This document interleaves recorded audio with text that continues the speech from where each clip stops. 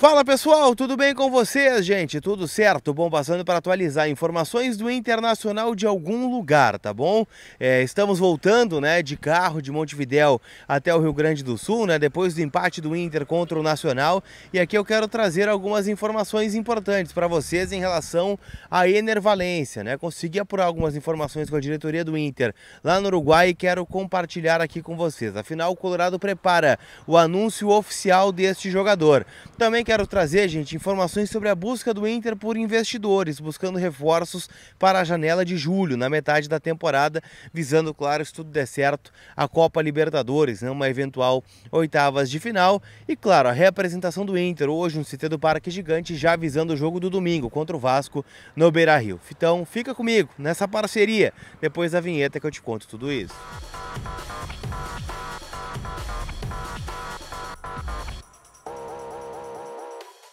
Tudo bem, gente? Vamos trocar uma ideia então. Vocês estão vendo, né? Um cenário rústico, ainda não saí do Uruguai, né? Paramos aqui próximo ao Chuí, onde a gente ainda, né, está nesse trajeto de volta ao Brasil, depois de acompanhar, né, o empate entre Inter e Nacional, 2-2, ou melhor, 1-1 no Parque Central, 2-2 do jogo do Beira-Rio, né, o Colorado com dois empates aí contra os uruguaios, dois empates que ficam com gosto de derrota, né, afinal o Internacional estava na frente, né, e na reta final acabou cedendo o empate. Colorado que já se reapresentou no CT do Parque Gigante hoje pela manhã, chegou agora no comecinho da tarde ao CT do Parque Gigante, né, para começar a preparação visando o jogo contra o Vasco da Gama, jogo no domingo às 4 horas da tarde, né, o Inter que tenta, né, subir na tabela do Campeonato Brasileiro. Na última rodada empatou contra o Santos, 1-1 lá na Vila Belmiro, num jogo onde também, né, o Inter poderia ter vencido e acabou deixando de escapar o resultado aí logo depois de fazer o seu gol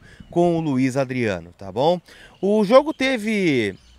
o treino, né, teve somente aqueles que não participaram durante 90 minutos do jogo contra o Nacional, jogadores que entraram no segundo tempo, outros que nem entraram, participaram da atividade, entre eles, claro, o volante Charles Arangues, né, que não entrou no jogo de ontem, ficou apenas no banco de reservas e há uma expectativa de que ele possa estrear, né, no jogo de domingo, já que será relacionado, né, foi relacionado aqui em Montevidéu.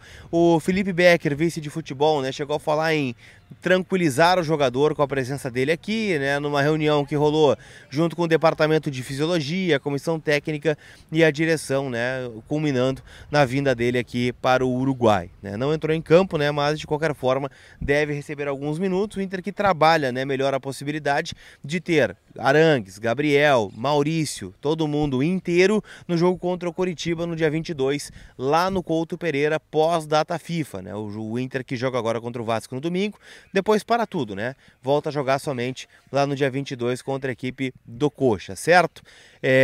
Contra o Vasco o Inter não vai ter o Johnny, né? Foi convocado pela seleção norte-americana para esta data FIFA, né? A seleção que se prepara aí para jogos da Nation League ou da Conference League, agora vai me fugir, tá? Mas o Johnny não vai estar no jogo contra o Vasco. E uma notícia ruim, na verdade, né? Porque o Johnny vem sendo, né, um jogador importante, para mim fez uma boa atuação contra o Nacional, deixou o Pedro Henrique na cara do gol, por exemplo, para fazer 1-0, né? Ele adiantou demais aquela bola e acabou desperdiçando a oportunidade.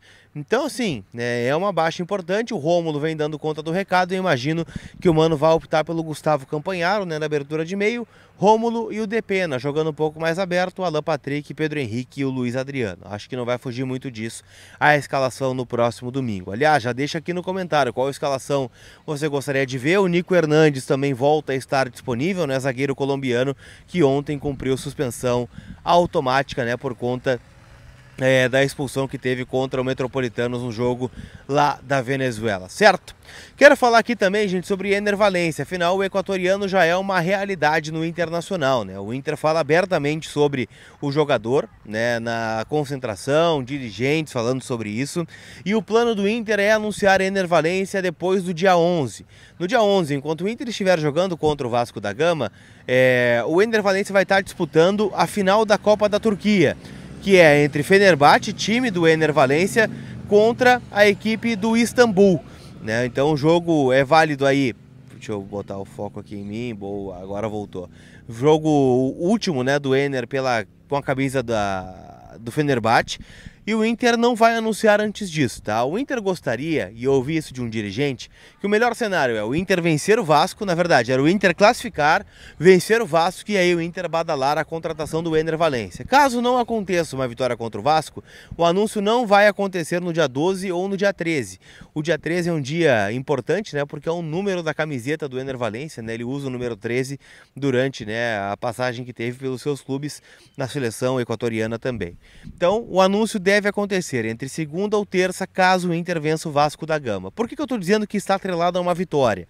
Porque caso o Inter não vença, né, entra naquela coisa de, 3 empates seguidos ou uma derrota em casa para o Vasco, né, time que está na zona do rebaixamento do Campeonato Brasileiro, poderia soar, né, como uma cortina de fumaça, né, para os torcedores do Internacional. E o Ener Valencia, ele tem um tamanho diferente, né, ele tem um peso diferente, ele tem vamos dizer assim, um status de estrela, né, a principal contratação da temporada, e o Inter quer badalar em cima disso, né, a chegada do seu novo atacante, que deve chegar ao Beira-Rio no começo de julho. Tá? O que vai acontecer com o Ener agora? Joga no dia 11 contra a equipe do Istambul ao final da Copa da Turquia, deve receber alguns dias de folga. Tendo a folga, ele vai participar, né, da data FIFA, né, também pela seleção do Equador, foi convocado para amistosos contra a seleção da Bolívia e também da Costa Rica, né, são os jogos que o Ener Valencia terá. O último jogo é contra a Costa Rica no dia 21, véspera de Inter e Curitiba. E ele só poderia, teoricamente, jogar a partir do dia 3 de julho, que é quando abre a janela internacional aqui no Brasil. Então, como ele emendou, né, a Copa do Mundo, temporada turca, mais a temporada turca do segundo semestre, e emendaria, né, com o Brasileirão e Libertadores, o Inter vai dar alguns dias de folga para o Ener, para se apresentar no começo de julho, né, e já estar pronto para jogar contra o Fluminense, jogo no dia 7 ou no dia 9, se não estou enganado, lá no Maracanã, no Rio de Janeiro, pelo Brasileirão. Seria a primeira aparição do equatoriano com a camisa do Internacional. Beleza? Tá ansioso pela chegada do novo reforço? Deixa aqui no comentário quantos gols você acha que o Ener vai fazer pelo Internacional nesta temporada. Para a gente fechar nossa resenha aqui, eu queria falar um pouquinho sobre reforços, né? Porque esse é um tema muito latente no ambiente do Internacional, conversando com as pessoas que comandam o departamento de futebol do clube. O Inter tentou a aproximação com vários investidores. E aí, quando eu falo em investidor do Inter, é claro que vocês vão remeter a 2 nomes. O primeiro, Delcir Sonda, né, histórico investidor e mecenas do Internacional, e o outro recente, né, o seu Elusmar Mag, né, que botou aí 1 milhão para o Rodinei jogar contra a equipe do Flamengo. Esses 2 investidores informaram que no momento não tem pretensão de ajudar o Internacional com reforço. O primeiro porque entende que, sei lá, né, não é o momento, se ventila muito a ideia de que o Delcir Sonda estará na chapa de oposição do Alessandro Barcelos no final do ano e que viria forte aí com um candidato à presidência. O Elusmar Mag, né, o homem da soja, ele não quer muito entrar nesse ramo do futebol, ele quer ficar mesmo lá com a soja, né, com seus problemas, com as suas empresas, com seus lucros, e não quer investir dentro do futebol. O Inter procura alguns parceiros, mas entende que o dinheiro que pode chegar mais viável para a chegada de reforços é da Liga Forte Futebol.